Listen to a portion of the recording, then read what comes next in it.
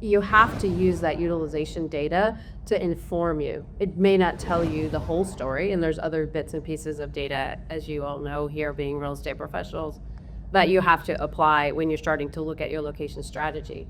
But I will tell you, similar to what David had prior to COVID, we would look at batch swipes. We would bring that data to executives, and they would always poo-poo it, and they would say, well, that was Friday and we had an offsite event and you didn't really, measure that, even though we were measuring for weeks at a time. All of a sudden COVID hits, and wow, we can all work remotely, everybody believes the data, and now we're really using this data on a daily basis, basically, to really understand, and as you saw, the variabilities. If you have a global portfolio, it's very critical to understand like how long people are staying in the office, on what days they're staying, from a real estate perspective, which then feeds into leasing decisions. Are you going to expand a particular location? Are you going to renew that location? Do you have contraction rights? And so that's where those two put together really unlocks the value of what you can do.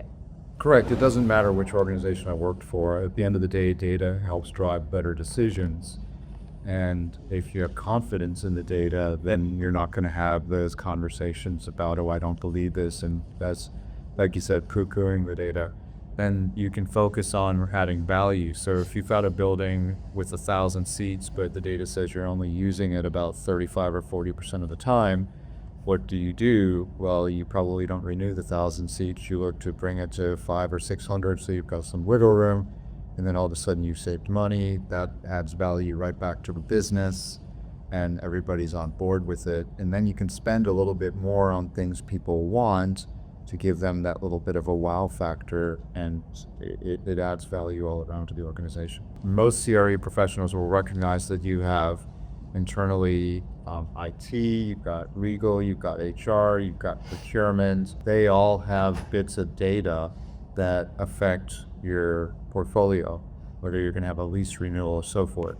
So if you're able to tap into that data lake and then take out those bits of data and help that strengthen your business case, and then you also socialize those things with them, then you're going to have them on board, and it strengthens what you're doing, and you're helping to avoid any missed opportunities.